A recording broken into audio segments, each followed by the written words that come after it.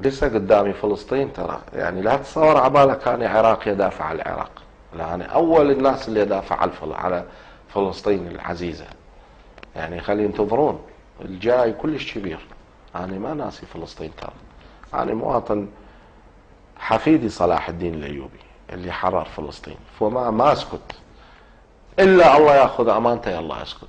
يعني ما أسكت عن فلسطين واللي دا يجري عن فلسطين، لكنه محدد وقت مناسب في سبيل أحاسب ذولا اليهود زين، وعلمهم من هو العربي ومن هو حفيد صلاح الدين.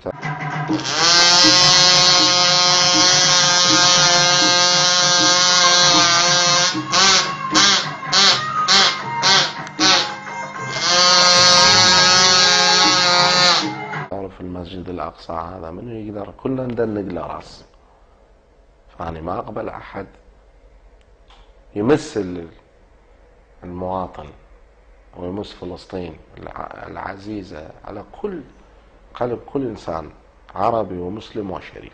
هو اليهودي فد يوم لو مو جبان، هو لو مو جبان يسوي أعمال اللي شفتها هذه أعمال جبانة. فاليهودي لا تتصور، هو لو سبع اليهودي كان ما استنجد بأمريكا،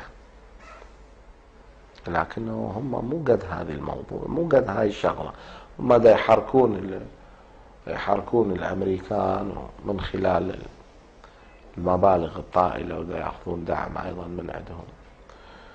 لكن أنت لا تذكر هذا الشيء، أنت اذكر أنه هل أحد ظهر من أحفاد صلاح الدين الأيوبي الحقيقيين وحكوا وياهم خلال هذه الفترة وما له علاقة بالسياسة؟